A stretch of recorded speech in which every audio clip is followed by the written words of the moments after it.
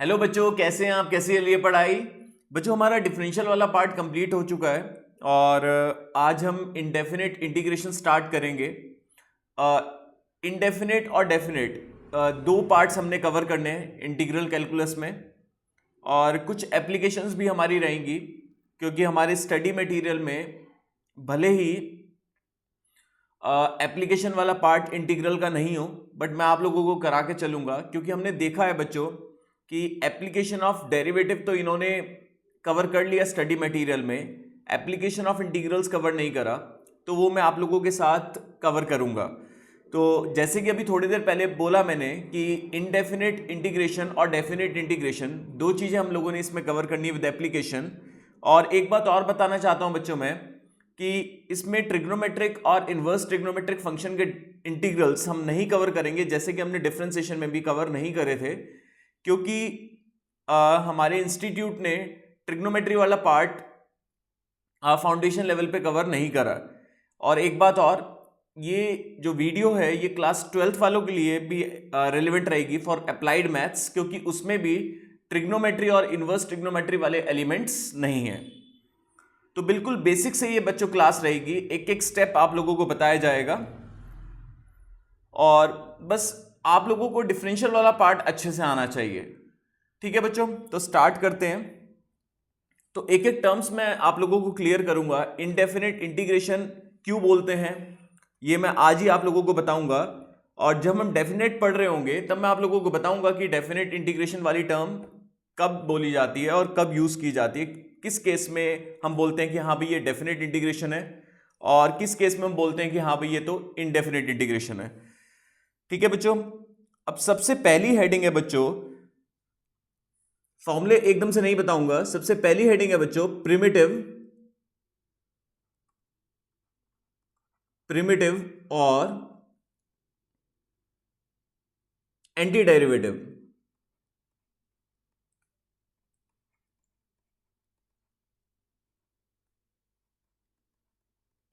Primitive और anti derivative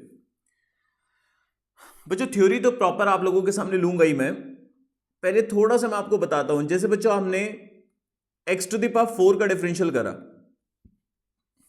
हमें पता है कि x टू द पावर 4 का डिफरेंशियल क्या होता है, nx to the power n वाले फॉर्मूले से 4x क्यूब। तो x टू द पावर 4 का डिफरेंशियल 4x क्यूब है,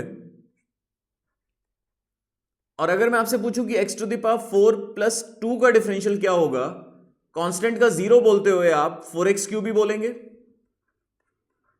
with respect to x to the power 4 minus 8 का डिफरेंशियल करूंगा बच्चों, इसका भी आप 4x क्यूब ही बोलेंगे।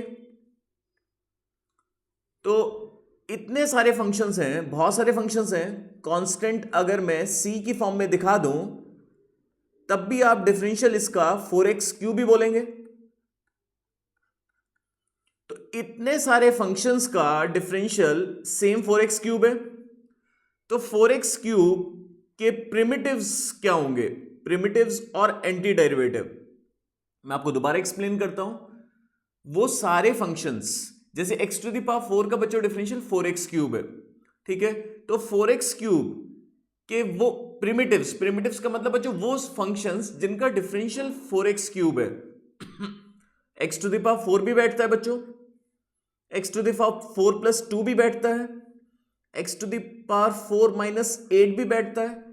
वो सारे के सारे प्रिमिटिव्स कहलाते हैं और एंटी डेरिवेटिव कहलाते हैं 4x क्यूब के। क्लियर है? देखो इतने सारे फंक्शंस का डिफरेंशियल 4x क्यूब है, तो 4x क्यूब के ये सारे के सारे बच्चों क्या कहलाएंगे, प्रिमिटिव्स।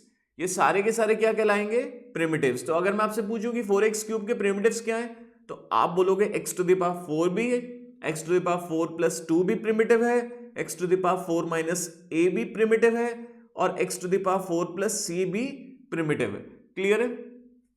तो मैं अब आपके सामने पढ़ूंगा और बहुत अच्छे से। एक चीज और मैं आपको बता देता हूं, फैमिली ऑफ प्रिमिटिव्स मतलब ये होता है बच्चों फैमिली ऑफ प्रिमिटिव्स। वो सारे फंक्शंस, बहुत ध्यान से सुनिएगा, वो सारे फंक्शंस जिनका डिफरेंशिएशन 4x क्यूब है वो कलेक्टिवली क्या कहलाते हैं, फैमिली ऑफ प्रिमिटिव्स। उन्हें बोलते हैं इनडेफिनिट इंटीग्रेशन। ये इनडेफिनेट इंटीग्रेशन ऐसे, ये जो सिंबल है इनडेफिनेट इंटीग्रेशन का सिंबल है, क्लियर है। तो अगर मैं आपसे कहूं कि इतने सारे फंक्शंस का डिफरेंशियल 4x क्यूब है, तो 4x क्यूब का फैमिली ऑफ प्रिमिटिव्स क्या होगा, जिसे इनडेफिनेट इंटीग्रेशन बोलते हैं। तो 4x क्यूब का integration, indefinite integration with respect to x क्या होगा बच्चों, x to the power 4 plus c।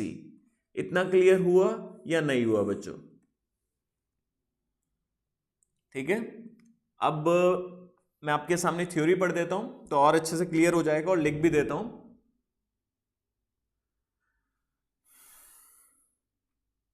A function phi x, a function phi x is called a primitive। ये प्रिमिटिव कब कहलाएगा, प्रिमिटिव, और एन एंटी डेरिवेटिव।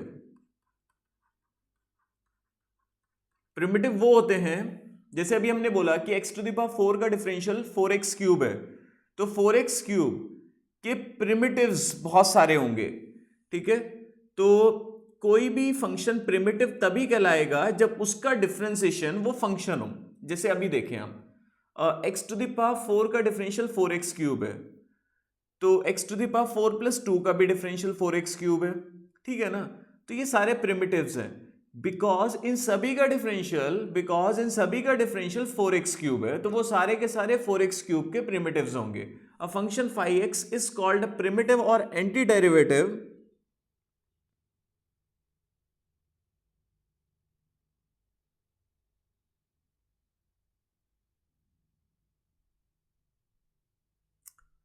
और क्या क्या नाम है, और एन इंटीग्रेशन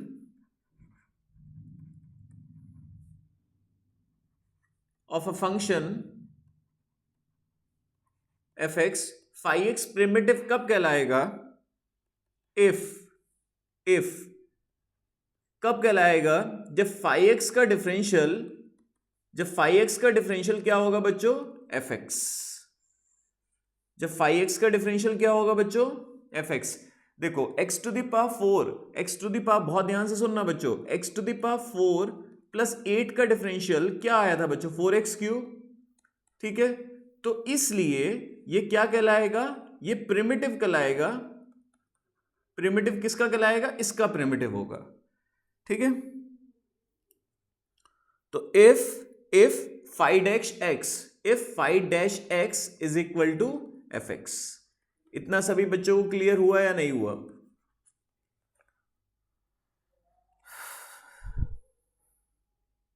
क्लियर हो गया?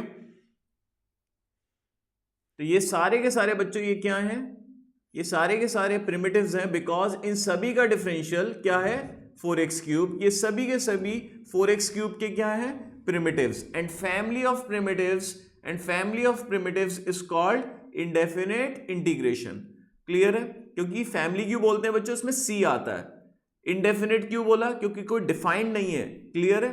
तो बहुत सारे फंक्शंस कवर हो गए जिनका डिफरेंशियल 4x क्यूब है। चलो इतना क्लियर हो गया सभी बच्चों को।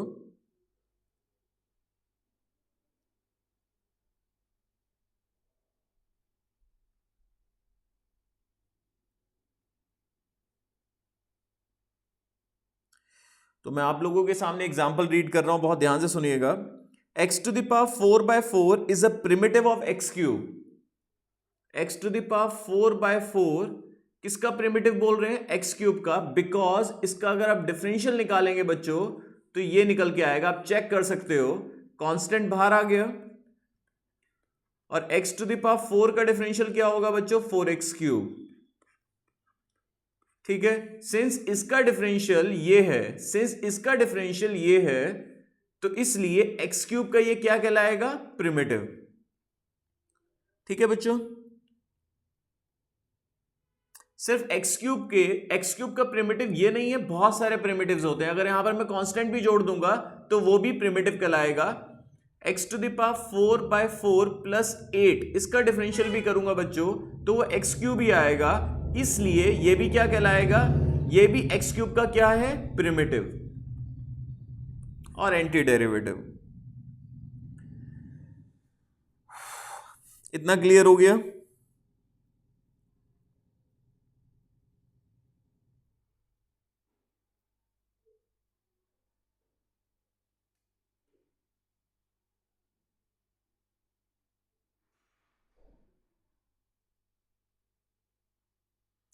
चलो, अब नेक्स्ट टर्म आती है बच्चों, फिर इसके बाद हम फॉर्मुलेस पढ़ेंगे। Indefinite integration. इनडेफिनेट इंटीग्रेशन में आपको बोल ही रहा था, अब आपके सामने रीड कर देता हूं और लिख भी देता हूं इनडेफिनेट इंटीग्रेशन के बारे में,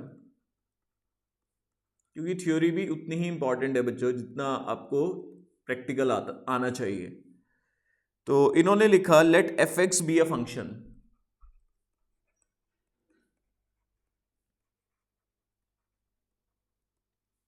then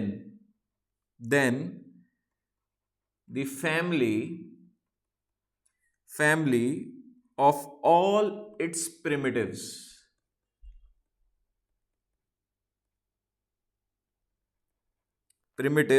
or antiderivatives,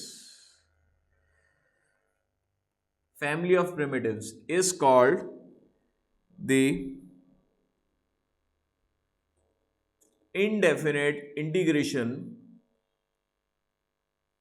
of fx and is denoted, अभी थोड़ी देर पहले डिनोट कर रहा था, and is denoted by integral of fx।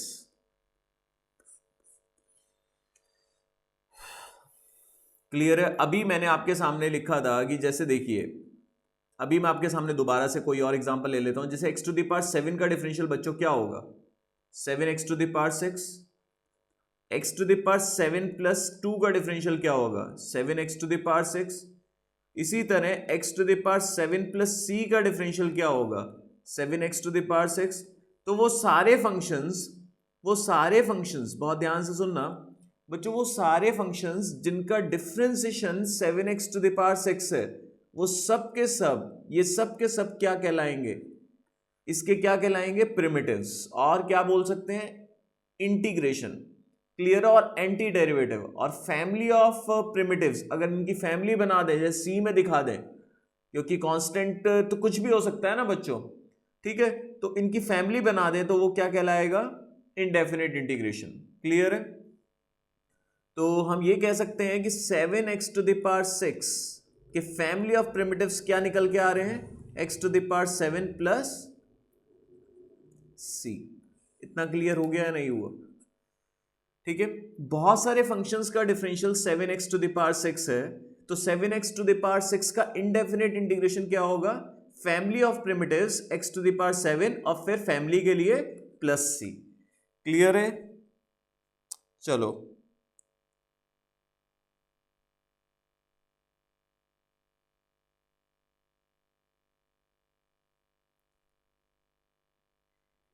अब जो फॉर्मुलेस बनाना सीखते हैं,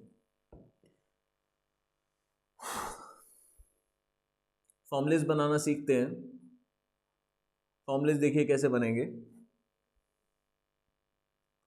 डिफरेंशिएशन से ही इनडेफिनेट इंटीग्रेशन के फॉर्मुलेस बनने वाले हैं। x to the power n+1 का डिफरेंशियल क्या होगा बच्चों? nx to the power n-1।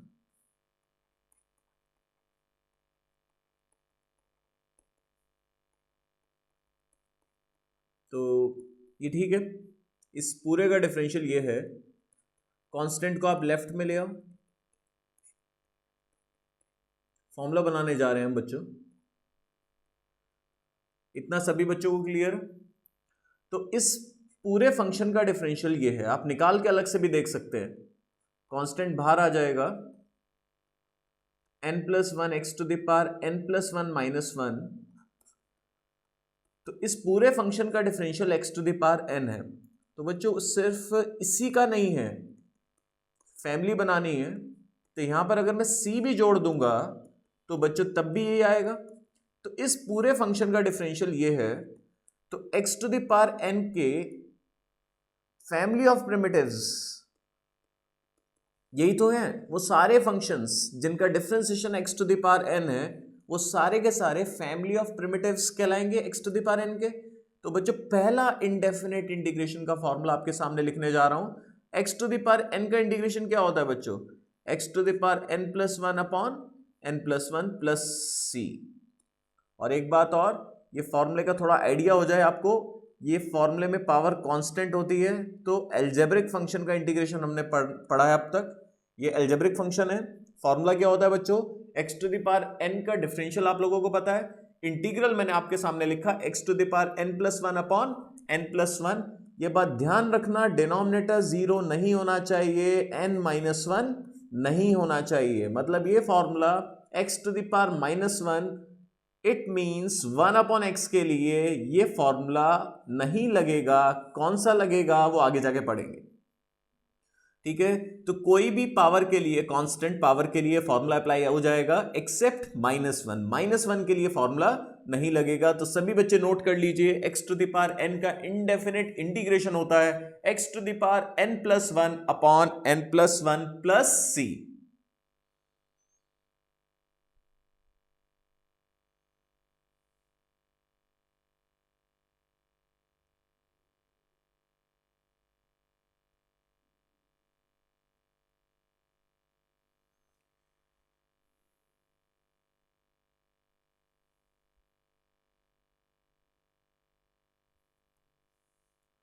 अब इसकी कुछ एप्लीकेशन देखते हैं बच्चों।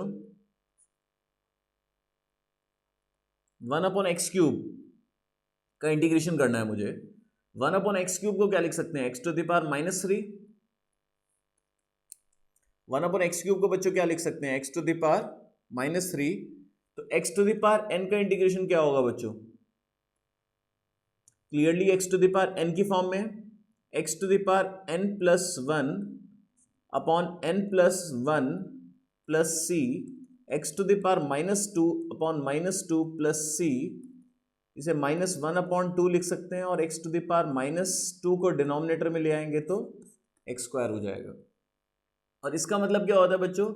इसका मतलब होता है with respect to x.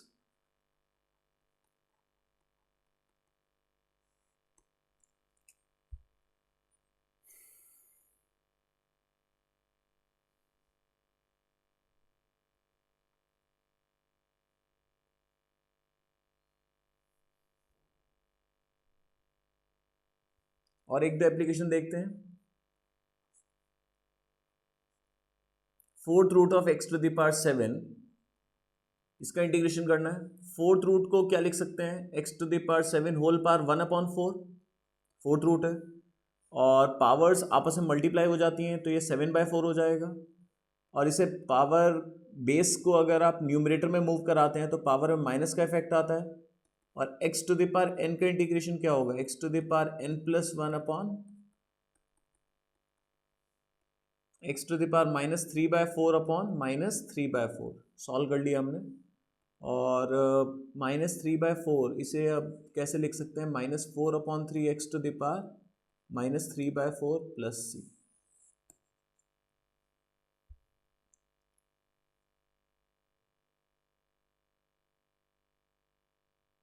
Clear है बच्चों इतना? तो बच्चों ये तो हमने चलो एप्लीकेशन देख ली वन और टू। अब कुछ हमारे जो फॉर्मूलेज हैं बच्चों, मतलब फॉर्मूला तो अभी हम आगे और पढ़ेंगे। अभी तो हमने एल्जेब्रिक फंक्शन का इंटीग्रल पढ़ा है।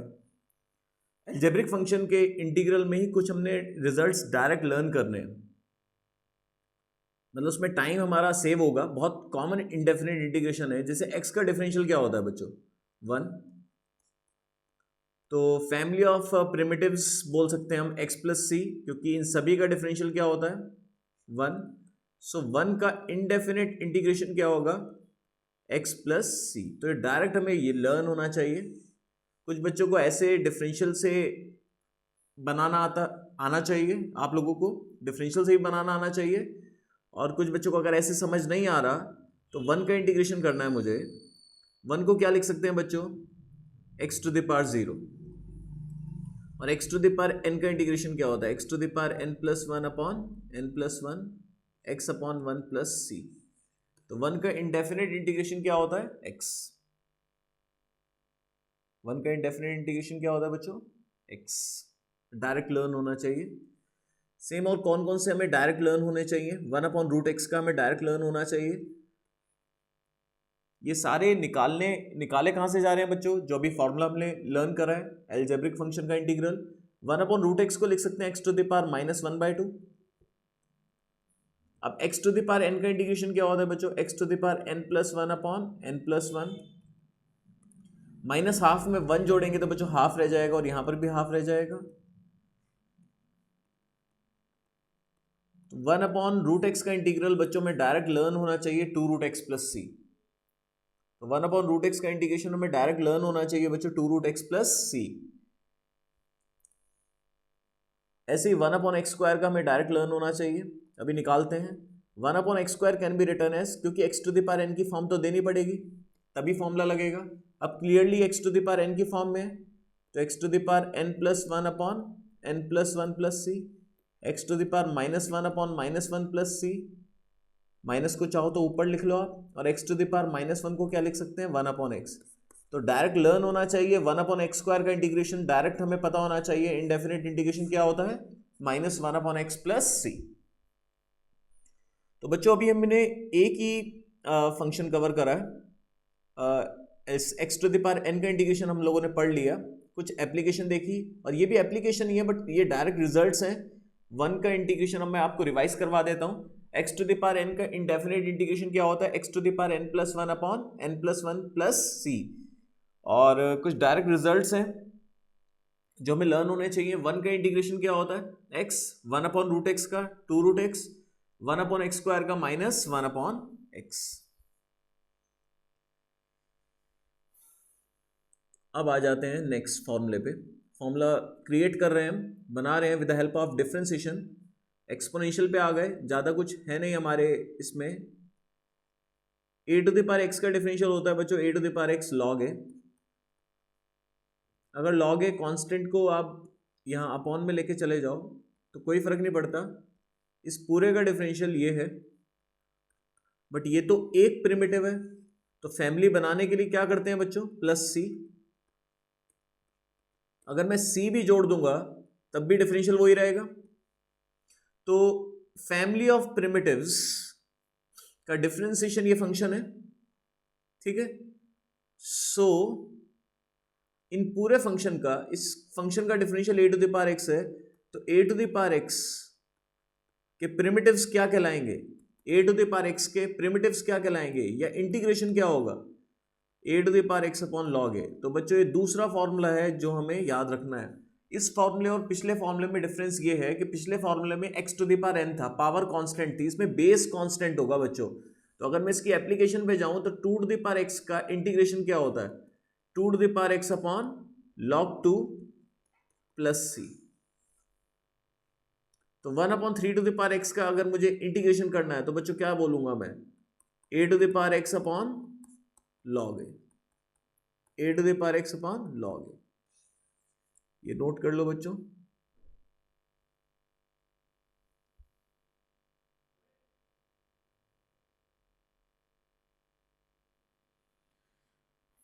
एक दो एप्लीकेशन और देखते हैं, चलो।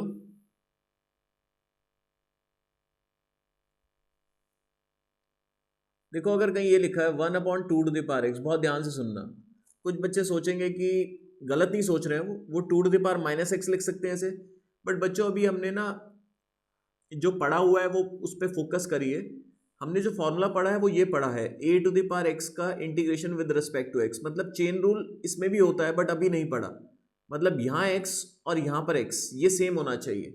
तो फिर इसका इंटीग्रेशन अभी के लिए कैसे कर सकते हैं? इसे 1/2⁻x लिख सकते हैं, लिख सकते हैं ना बच्चों। 1 can be return as 1/x, 1 को लिख सकते हैं 1/x और फिर पावर कॉमन ले ली। अब देखो पावर वेरिएबल है, बेस कांस्टेंट है, बेस कांस्टेंट है तो ऑब्वियसली एक्सपोनेंशियल है। अब a⁻x का इंटीग्रेशन क्या होता है? a⁻x/log a, a⁻x/log a। a⁻x का इंटीग्रेशन क्या होता है? जैसे डिफरेंशियल होता है a⁻x/log a, इंटीग्रेशन होता है a⁻x/log a। चलो और बनाते हैं फॉर्मूलेस। e⁻x का डिफरेंशियल क्या होता है बच्चों? e⁻x तो family of primitives of e to the power x, e to the power x plus c का डिफरेंशियल क्या होता है, e to the power x. So family of primitives या integration of e to the power x क्या होगा, e to the power x plus c. तो ये special case हो गया एक्सपोनेंशियल का। वैसे तो e to the power x upon log a होता है, बट ये स्पेशल केस है क्योंकि इसमें बेस e है, तो e to the power x का इंटीग्रेशन होता है e to the power x plus c. तीन फॉर्मूलेज हो गए, x to the power n का हो गया, a to the power x का हो गया, e to the power x का हो गया। अभी और बनाते हैं। आप लोगों को पता है log x का डिफरेंशियल क्या होता है, 1 अपॉन एक्स। सिर्फ log x का डिफरेंशियल 1 अपॉन एक्स नहीं होता, log x प्लस c का डिफरेंशियल क्या होता है, 1 अपॉन एक्स। सो 1 अपॉन एक्स के फैमिली ऑफ प्रिमिटिव्स क्या होंगे, या फिर इनडेफिनिट इंटीग्रेशन, वो सारे फंक्शन जिसका डिफरेंशियल 1 अपॉन एक्स है, इसका डिफरेंशियल ये है, तो 1 अपॉन एक्स का इनडेफिनिट इंटीग्रेशन क्या होगा, log x प्लस सी। अभी थोड़ी देर पहले मैंने बोला था कि जो पहले वाला फॉर्मूला लगेगा, देखो यहां पर लिखा था मैंने, वो इसके लिए नहीं लगेगा। इसके लिए अभी पढ़ा हमने 1 अपॉन एक्स का इंटीग्रेशन क्या होता है बच्चों, log x। तो अभी एक बारी चारों फॉर्मुलेज मैं आपके सामने बोल देता हूं। x to the power n algebraic function है, x to the power n का इंटीग्रेशन क्या होता है बच्चों, x to the power n plus 1 upon n plus 1 plus c. और a to the power x का इंटीग्रेशन क्या होता है, a to the power x upon log a। e to the power x का इंटीग्रेशन क्या होता है, e to the power x। और 1 अपॉन x का इंटीग्रेशन क्या होता है बच्चों, log x। x to the power n के कुछ स्पेशल केसेस थे। कौन कौन से स्पेशल केसेस थे देखिए, जिनके लिए आपको टाइम बचाना होता है। निकलते वो x to the power n के फॉर्मूले से ही हैं। तो कौन कौन से थे बच्चों, 1 अपॉन एक्स स्क्वायर का इंटीग्रेशन क्या होता है, minus 1 upon x. 1 upon root x का क्या होता है, 2 रूट एक्स। और 1 का इंटीग्रेशन क्या होता है, x।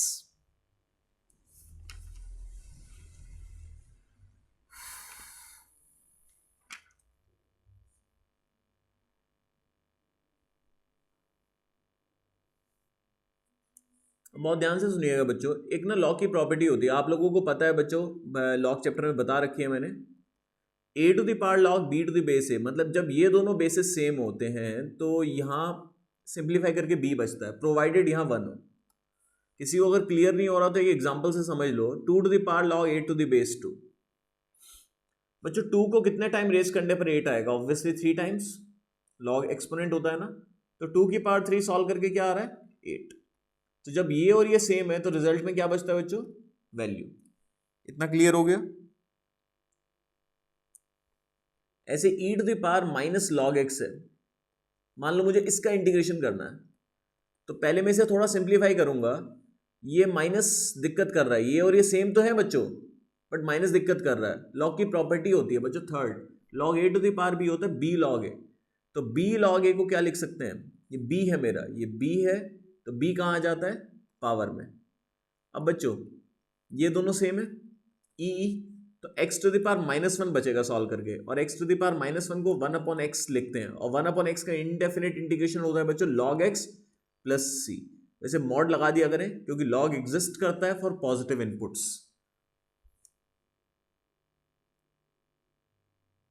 ये log की प्रॉपर्टी काफी हेल्पफुल है। अब जैसे ये है e to the power 5 log x, base mention नहीं है तो e मानेंगे, e to the power 4 log x, e to the power 3 log x, e to the power 2 log x। अगर मैं log की प्रॉपर्टी लगाऊं तो 5 कहां चला जाएगा बच्चों, पावर में, तो ये x to the power 5 e, x to the power 4 e base, x cube base e, x square base e। ठीक है, अब थोड़ा सिंप्लीफाई करते हैं फिर इंटीग्रेशन करेंगे। अब ये क्या होगा बच्चों, ये सिंप्लीफाई करके क्या आएगा, x टू द पावर 5, और ये कितना आएगा बच्चों, x टू द पावर 4, और ये कितना आएगा, x टू द पावर 3, और ये कितना आएगा, x square. x to the power 4 common ले लो, x minus one, x square common ले लो, x माइनस वन, एक्स को x to the power 4 upon x square को एक्स स्क्वायर लिख सकते हैं। और बच्चों x to the power n का इंटीग्रेशन क्या होता है, x to the power n plus one upon n plus one plus c. तो बच्चों सॉल्व करके क्या आ गया, एक्स क्यूब बाय 3। तो ये लॉग की प्रॉपर्टी देखिए काफ़ी हेल्पफुल रहेगी।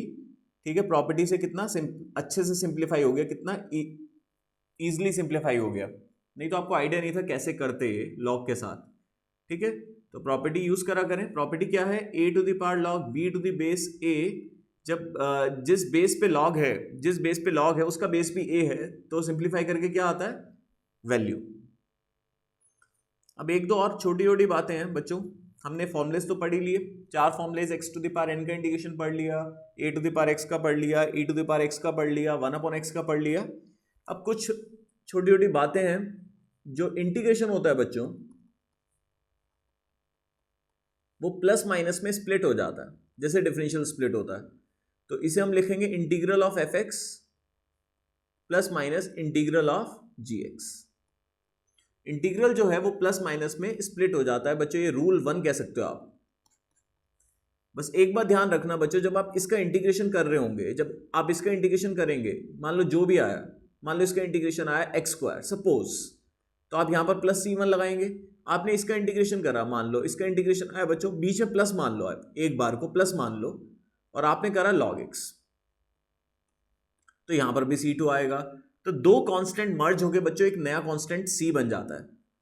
इसलिए बच्चों याद रखना, जब भी आप एक साथ इंटीग्रल कर रहे हो, इसका भी कर रहे हो, इसका भी, नेक्स्ट स्टेप में दोनों का एक साथ कर दिया आपने, तो फिर आप अलग अलग कांस्टेंट नहीं लिखा करें, एक ही बारी बस c लिख दिया करें। एक ही बारी बच्चों क्या लिख दिया करें, c लिख दिया करें। नहीं क्लियर हुआ, कोई दिक्कत नहीं है, मैं आपके सामने ले रहा हूं। 1 अपॉन एक्स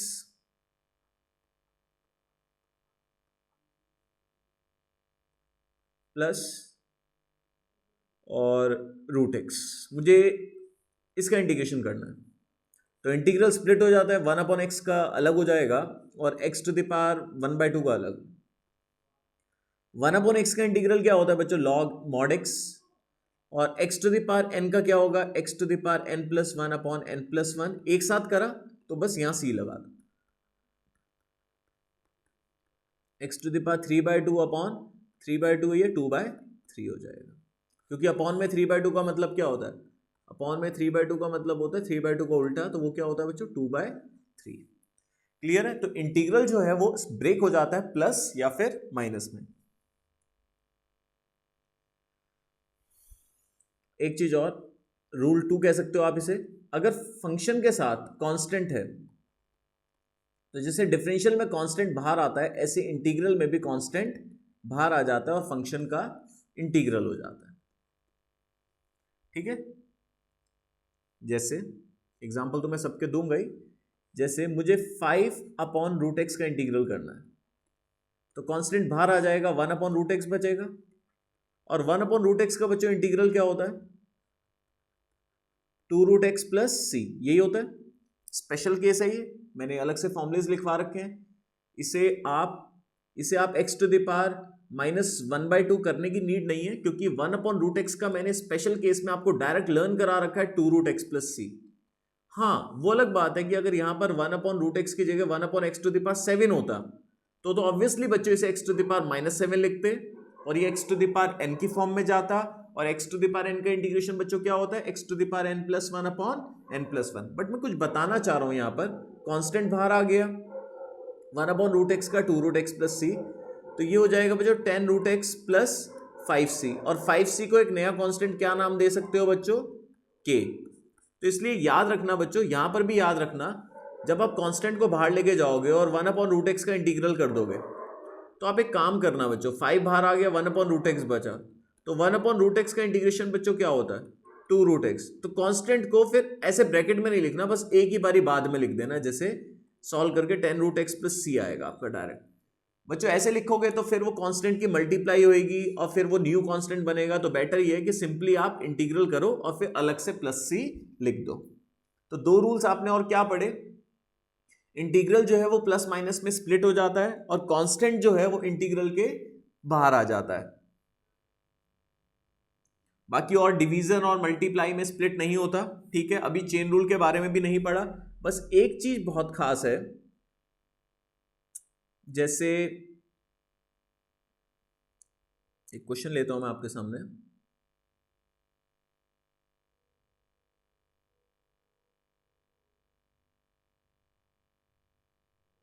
एकदम से ट्रिग्नोमेट्री दिमाग में आ रही है मेरे।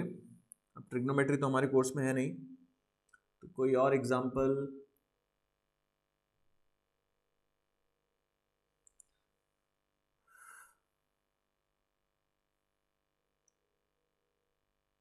चलो पहले ये वाला क्वेश्चन ले लेता हूं, कोई नहीं।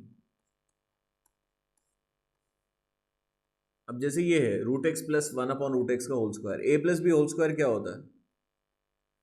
अब जैसे डिफरेंशियल में चेन रूल लगता था, z to the power n का डिफरेंशियल क्या होता है, n z to the power n minus one, z के डिफरेंशियल से मल्टीप्लाई। मैंने बोला है कि आप लोगों को डिफरेंशियल आना चाहिए, इसमें भी चेन रूल होता है, बट अभी वेट करिए। सिंपली आप इसे, अभी कुछ पता नहीं है आपको, तो आपने एक्सपेंड कर दिया a square plus b square plus two a b, root x का स्क्वायर एक्स, ये वन अपॉन एक्स और ये टू। अब आप कैसे करेंगे, integral split, integral of x, integral of one upon x, integral of two. सही है ना।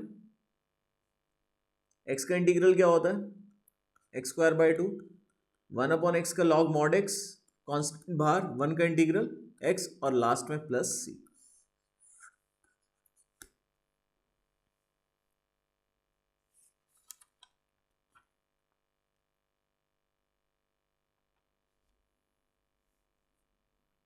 ठीक है बच्चों, ऐसे क्यूब का भी आपको फॉर्मूला पता होना चाहिए। अब मैं एक प्रॉपर्टी बता रहा हूं आपको, जैसे अभी लॉग की बताई थी मैंने, अभी थोड़ी देर पहले तो ये बताई थी, मतलब पहले तो बता ही चुका हूं मैं। A to the power log b to the base a b के इक्वल होता है। एक प्रॉपर्टी है a to the power log c to the base b. देखो ये और ये इंटरचेंज हो जाते हैं, तो ये लिख सकते हैं हम इसे c to the power log a to the base b. इसकी एप्लीकेशन देखिए बच्चों, इसकी एप्लीकेशन देखिए, two to the power log x to the base three. अब दिमाग में क्या आ रहा है आप लोगों के, आप लोगों के दिमाग में चेन रूल आ रहा है ना। चेन रूल क्यों आ रहा है, क्योंकि बेस कांस्टेंट है, बेस कांस्टेंट है तो पावर में बच्चों क्या होना चाहिए, एक्स होना चाहिए। बेस अगर कांस्टेंट है, बेस अगर कांस्टेंट है तो एक्सपोनेंशियल दिमाग में आना चाहिए, a to the power x का इंटीग्रल होता है a to the power x upon log a. अब with respect to x, with respect to x हम a to the power x का इंटीग्रल कर सकते हैं, बट यहाँ एक्स तो नहीं है ना, और इंटीग्रल में भी कोई हमने चेन रूल पढ़ा नहीं है, डिफरेंशियल में तो पढ़ा है। तो अभी के लिए आप क्या कर सकते हैं, अगर आप ये वाली प्रॉपर्टी लगाते हैं तो एक्स नीचे आ जाएगा और ये log to to the base three हो जाएगा। अब आप कहेंगे कि सर इससे फायदा क्या हुआ, इससे बच्चों फायदा ये हुआ कि अब ये पहले तो एक्सपोनेंशियल में जा रहा था, अब एल्जेब्रिक में चला गया, क्योंकि ये कांस्टेंट है, सॉरी ये वेरिएबल है, और पावर अब क्या है, पावर तो प्योरली कांस्टेंट है। तो x to the power n का इंटीग्रेशन क्या होता है विद रिस्पेक्ट टू x, तो x to the power n plus one upon n plus one plus c. Clear है नहीं, तो ये काफी अच्छी प्रॉपर्टी थी, ठीक है। ये इंटरचेंज हो गए और फॉर्मूला लग गया, x to the power n का इंटीग्रेशन क्या होता है बच्चों, x to the power n plus one upon n plus one, algebraic में चला गया, ठीक है। अब ज्यादा से ज्यादा आप क्या कर सकते हो, वन को लिख सकते हो log three to the base three,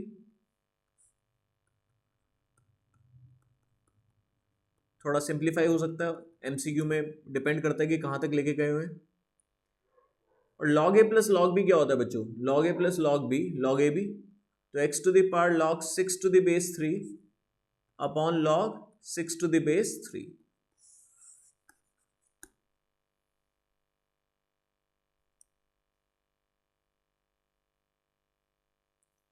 इतना क्लियर हो गया सभी बच्चों को।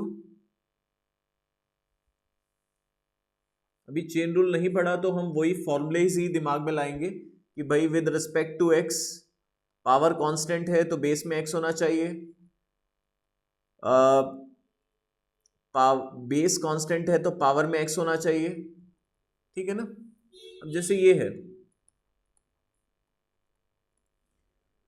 इसे हम क्या लिख सकते हैं, 1/AB⁴